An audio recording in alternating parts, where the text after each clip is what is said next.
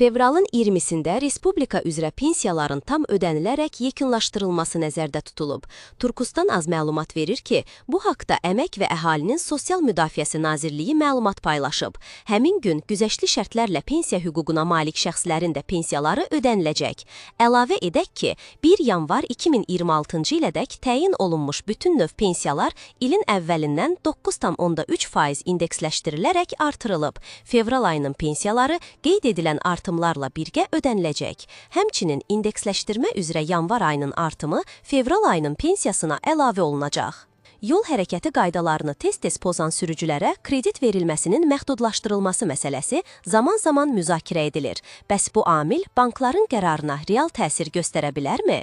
Mövzu ilə bağlı konkret aza açıqlama verən iqtisadçı ekspert Əkrəm Həsənov qeyd edək ki, yol hərəkəti qaydalarının tez-tez pozulması faktı birbaşa olaraq bankların kredit qərarına təsir etmir. Ekspertin sözlərinə görə, banklar və bank olmayan kredit təşkilatları sürücünün yol hərəkəti qaydalarını nə qədər pozması barədə məlumat əldə etmir.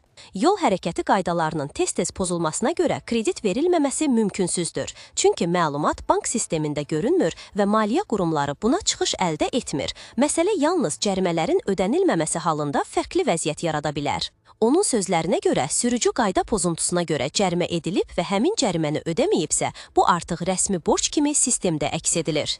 Ekspert vurğulayıb ki, ödənilməmiş cərimələr və digər maliyyə öhdəlikləri şəxsin kredit tarixçəsinə dolayı təsir göstərə və bu halda bank kredit verməkdən imtina edə bilər.